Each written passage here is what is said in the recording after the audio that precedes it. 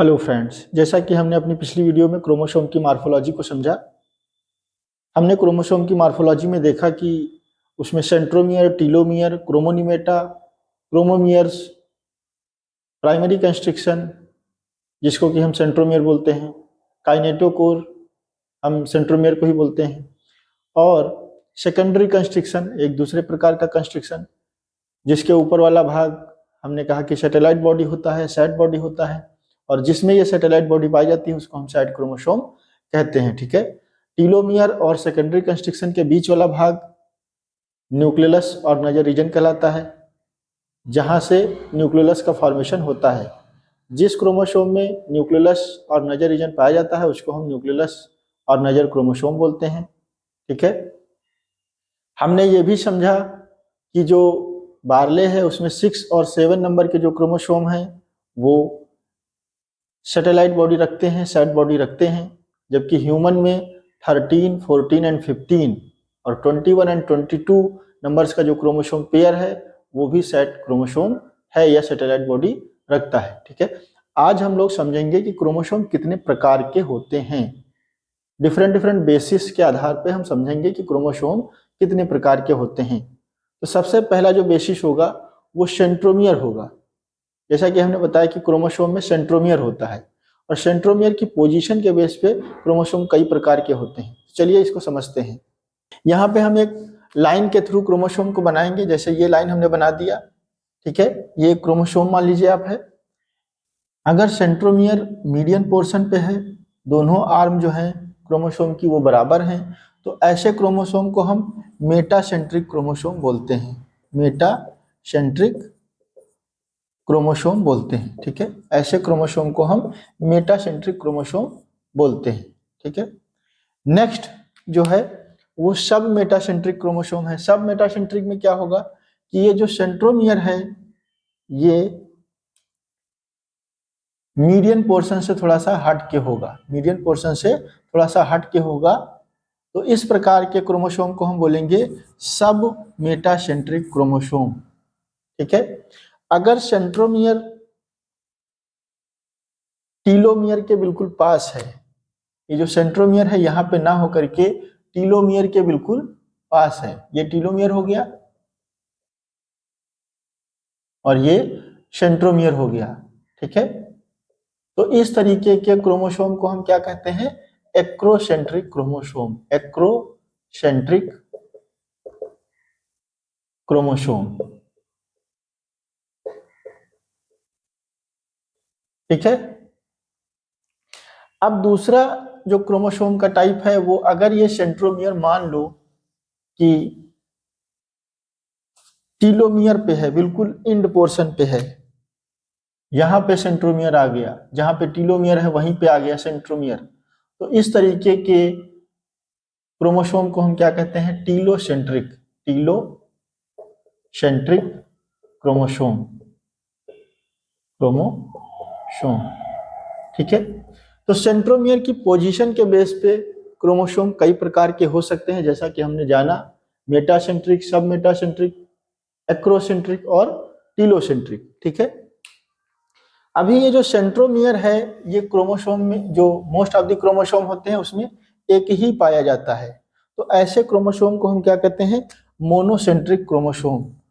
अगर सेंट्रोमियर एक है तो हम ऐसे क्रोमोसोम को कहते हैं मोनोसेंट्रिक क्रोमोसोम। Monocentric chromosome. तो ये नंबर के बेसिस पे, हम सेंट्रोमियर के नंबर के बेसिस पे हम क्रोमोसोम को कैटेगराइज करेंगे। तो ये मोनोसेंट्रिक क्रोमोसोम हो गया। अगर सेंट्रोमियर 2 हैं तो फिर ये डाइसेंट्रिक क्रोमोसोम हो जाएगा। ठीक है। डाइसेंट्रिक क्रोमोसोम हो जाएगा। अगर इसी तरीके से क्रोमोसोम 3 है तो वो ट्राइसेंट्रिक क्रोमोसोम हो जाएगा। ट्राइसेंट्रिक क्रोमोसोम हो जाएगा। ठीक है। तो नंबर कितने हैं उस बेसिस पे क्रोमोसोम कई प्रकार के हो सकते हैं। अगर मान लीजिए क्रोमोसोम में सेंट्रोमियर है ही नहीं तो इस तरीके के क्रोमोसोम को हम क्या कहेंगे? Eccentric chromosome. Eccentric chromosome.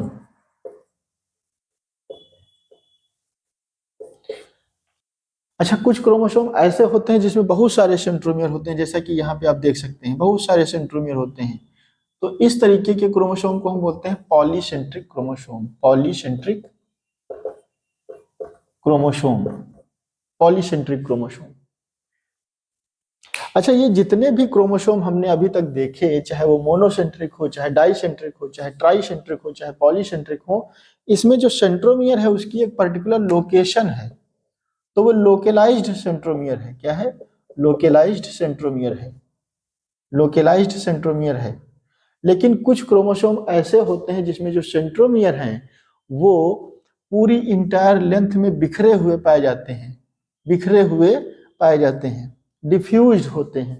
तो ऐसे क्रोमोसोम को, ऐसे सेंट्रोमियर को हम क्या कहते हैं? Diffused centromere. क्या बोलते हैं? Diffused centromere. ठीक है, तो एक तो लोकेलाइज्ड सेंट्रोमियर हो गया, दूसरा डिफ्यूज्ड सेंट्रोमियर हो गया। ठीक है, तो अभी तक हमने देखा कि सेंट्रोमियर की पोजीशन और सेंट्रोमियर के नंबर के बेसिस पे क्रोमोसोम कितने प्रकार के होते हैं। अभी ये जो सेंट्रोमियर है, इसी के थ्रू क्रोमोसोम एनाफेज में स्पिंडल फाइबर पे मूवमेंट करते हैं। तो जब वो मूवमेंट करते हैं, क्रोमोसोम डिफरेंट डिफरेंट शेप के हो जाते हैं। तो उस बेसिस पे जो क्रोमोसोम होते हैं वो कई प्रकार के होते हैं। जैसे जो मेटासेंट्रिक क्रोमोसोम होते हैं, ये एनाफेज के दौरान वी शेप का स्ट्रक्चर बनाते हैं, इस तरीके से मूव करते हैं, इस तरीके से मूव करते हैं, तो वी शेप का स्ट्रक्चर बनाते हैं। इनका जो सेंट्रोमियर होता है वी, वो वी के बिल्कुल एपेक्स पे होता है, वी के बिल्कुल एपेक्स पे होता है। ये वी है, सेंट्रोमियर कहाँ पे है? यहाँ पे। तो ये वी शेप का स्ट्रक्चर बनाते हैं मेटासेंट्रिक क्रोमोसोम जब ये मूव करते हैं अपोजिट पोल की तरफ। ठीक है, क्योंकि इनका सेंट्रोमियर मीडियन पोर्शन पे होता है, तो एक आर्म ऐसे और एक आर्म ऐसे, इस तरीके से, तो वो वी शेप का स्ट्रक्चर बनाते हैं। कौन? Metacentric chromosome. तो एक तो हो गया क्रोमोसोम कौन सा? V shape. ठीक है, अभी जो सब मेटासेंट्रिक क्रोमोसोम होते हैं, सब मेटासेंट्रिक क्रोमोसोम, ये एनाफेज के ड्यूरेशन में, एनाफेज के दौरान जे शेप का स्ट्रक्चर बनाते हैं। कुछ जो है इस तरीके का स्ट्रक्चर बनाते हैं, जे शेप का स्ट्रक्चर बनाते हैं, या फिर ये एल शेप का स्ट्रक्चर बनाते हैं। ठीक है, या फिर ये एल शेप का स्ट्रक्चर बनाते हैं। कौन? सब मेटासेंट्रिक क्रोमोसोम, क्योंकि इसमें जो सेंट्रोमियर होता है वो मीडियन पोर्शन से कुछ अलग होता है, और ये जब मूव करते हैं तो ये जो छोटी आर्म है ये कुछ इस तरीके से हो जाती है और ये एल शेप का स्ट्रक्चर बनाती है। ये जो आर्म है ये अगर इस तरीके से हो जाती है तो ये जे शेप का स्ट्रक्चर बनाते हैं। तो इस तरीके से जो क्रोमोसोम है वो एल या फिर जे शेप के हो सकते हैं। ठीक है, एल या फिर जे शेप के हो सकते हैं on the basis of their movement during anaphase. ठीक है, अच्छा, जो एक्रोसेंट्रिक क्रोमोसोम होते हैं ये भी जो है जे शेप का स्ट्रक्चर ही बनाते हैं।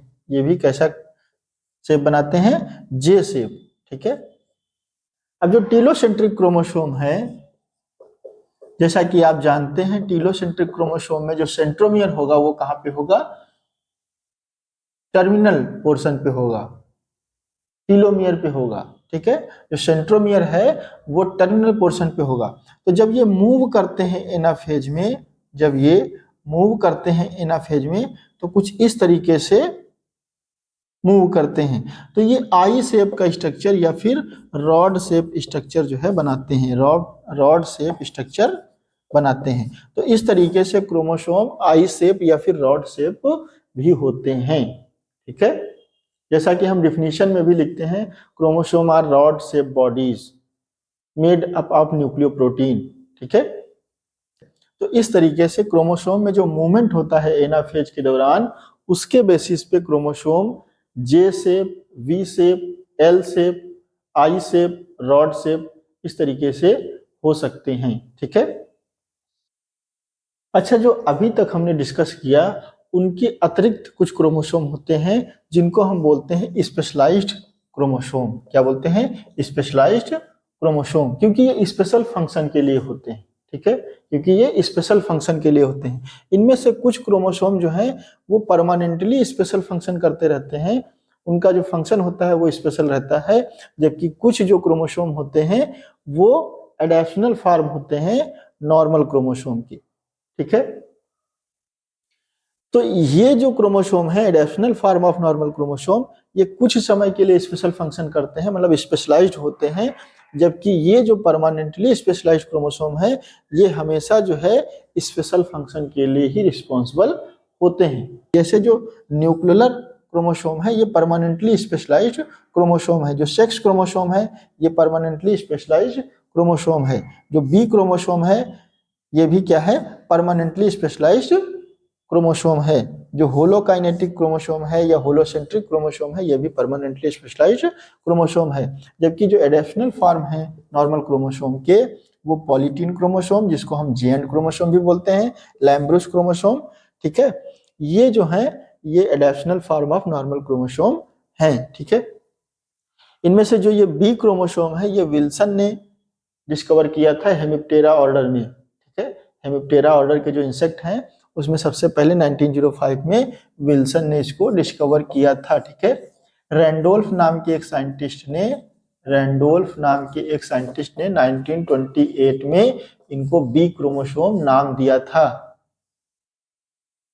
बी क्रोमोसोम इसलिए दिया था क्योंकि ये नॉर्मल क्रोमोसोम से डिफरेंट थे और इन्होंने नॉर्मल क्रोमोसोम को ए क्रोमोसोम कहा था। रैंडोल्फ ने नॉर्मल क्रोमोसोम को ए क्रोमोसोम और स्पेशलाइज्ड फंक्शन के लिए रिस्पॉन्सिबल है उनको इन्होंने बी क्रोमोसोम नाम दिया था। ठीक है, जबकि ये पॉलीटीन क्रोमोसोम जो है या जीएंट जो क्रोमोसोम है ये बाल्बियानी नाम के एक साइंटिस्ट के द्वारा 1881 में डिस्कवर किए गए थे। हालांकि इनका जो नाम है वो कोलर नाम के एक साइंटिस्ट के द्वारा दिया गया था। ठीक है, ये जो लैम्ब्रूस क्रोमोसोम है इनकी डिस्कवरी फ्लेमिंग नाम के एक साइंटिस्ट के द्वारा की गई थी। फ्लेमिंग नाम के एक साइंटिस्ट के द्वारा की गई थी, जबकि इनका जो नाम है वो रकर्ट्स नाम के एक साइंटिस्ट के द्वारा दिया गया था। लैम्ब्रूस क्रोमोसोम जो नाम है वो रकर्ट नाम के एक साइंटिस्ट के द्वारा दिया गया था। ठीक है, तो इस तरीके से हमने क्रोमोसोम्स के डिफरेंट टाइप्स को समझा। आज के लिए बस इतना ही, मिलते हैं नेक्स्ट वीडियो में। Thank you very much for listening to me.